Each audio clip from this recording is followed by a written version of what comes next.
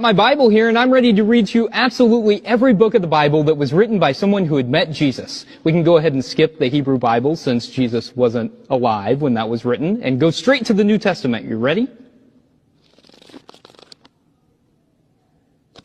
Not a single word. There is not one book of the Bible that was written by someone who had met Jesus. Yes, some of the Gospels are attributed to Jesus' disciples, but scholars agree that they didn't write them.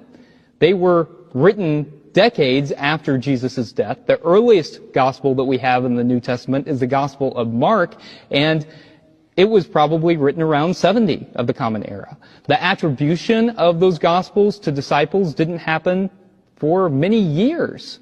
They also don't read like eyewitness accounts and don't even claim to have been written by the disciples.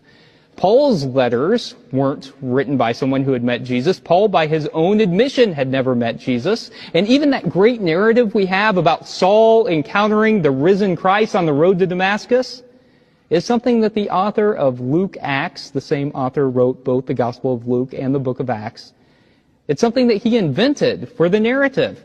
Paul never makes some mention of that, and surely if he had encountered the risen Christ, he would have mentioned it. All of the other epistles in the Bible are later, and the book of Revelation is later. None of those authors had ever met Jesus.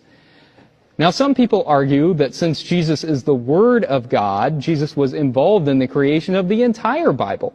But that's a theological argument that there doesn't seem to be much evidence for. And certainly, historically, we can prove that none of the Bible was composed by people who had met Jesus. So I think that that means we need to approach the biblical text with a bit of humility. And we also need to approach the sayings of Jesus with some humility too, because it means that not every saying attributed to Jesus originated with him.